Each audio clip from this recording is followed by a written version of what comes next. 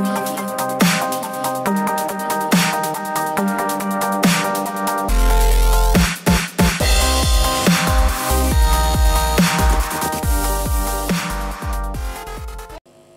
talking fast, this is a great opportunity for me. Okay, mindless and mindful feedback and marking. Let's move to the latter. The dilemma is, and I was guilty of this in one because I write about it, that feedback is mentioned as an area for improvement in a lot of Ofsted reports. That often gets translated into mark everything. Really worrying.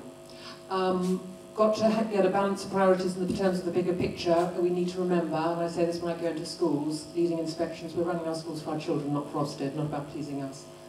I put a link in there that Ofsted, and they keep saying this, but it's still not getting through to every context, is that they're not expecting to see unnecessary or extensive tasks, including feedback. They recognise the importance of different forms of feedback. It doesn't all have to be written. So the question is the feedback promoting learning? If it isn't, then dump it, don't do it. Where it goes wrong is you get teachers writing, in some cases, more than the children are expected to respond to. So you get some stuff like this. Your next step is to apply this to work methods, and the child says, okay. I like that you carried your tens and hundreds, and the child says, thank you. What a load of nonsense. You've accurately read the scales and they put a smiling face. I mean, rubbish, isn't it? So if it isn't working, dump it. And the ambition really is to be robust but light touch. And we don't get that by marking everything. We do it by thinking really, really carefully about what we're doing and why. And I know there are some schools which are actually expected to mark everything that moves. And we've all got to be prepared to say, what difference is this making? And if it's not making a difference, we don't do it. I think one of the ways to think about this is to link it to the wider curriculum and to be thinking about what are the non-negotiable concepts and key knowledge, and those need to be checked and regularly. I'm going to give a couple of examples. Because if we're getting our children just to do masses of stuff without checking that they really understand it and articulate it, then, and we're marking it, then it's completely unproductive. So, a couple of examples. Place value is probably fairly non-negotiable. It's either non-negotiable or not, so it can't be fairly. It's a non-negotiable in maths and in numeracy.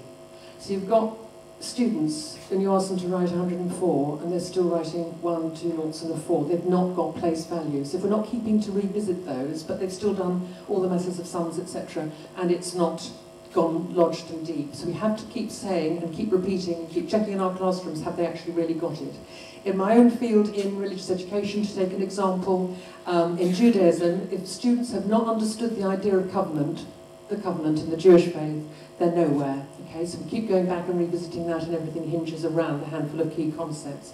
And those need to be checked and regularly. Most people will have seen the butterfly, okay, Austen's butterfly.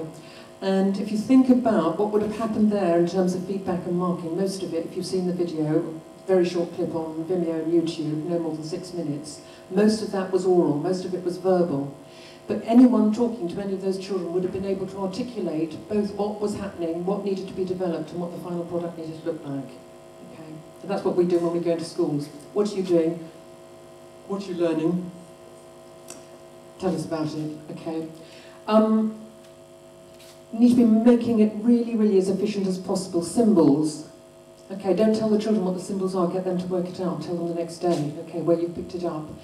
As much as possible in class marking, most of this should be done on the hoof, live, as it were, okay. Essentially, this is high-quality conversations about learning. I've already mentioned Austen's butterfly, and be thinking about bigger episodes of learning. So there's a bigger trajectory as to where it's going. Love the presentation just now about the big projects, the big pictures. And that also means that we then get to honour the final piece. Okay? There's the discipline of less, doing fewer things really well. And Tim Oates, the George Clooney of the Department for Education, has got some great stuff to say. He is fantastic, he is terrific. He says 3 times in his video, I'm sure a lot of you have seen it, it's 10 minutes, less than, about 12 minutes. He says 3 times, do fewer things in greater depth, and that includes marking. Very, very quickly, some fantastic stuff. I think there's someone here, Simon Knight is here, a number of schools who are doing work on the new curriculum, and must look at this. I think I'm going to run out of time. But I'm going to take this really quickly. Learner A, Learner B wanted to become musicians. Learner A gets the tick box, all the nice ticky stuff going off. Okay, visitor comes in, can't say what he's done in terms of learning the guitar. Okay, meanwhile, Learner B, his goal is to, play the guitar. And when you think, what's the quality of feedback in those? Okay, think about the bigger picture of where we're going. Get them to think, address misconceptions, get them to do something. Some links there, helping our students to feel hopeful, not helpless, and mistakes are great. End of story.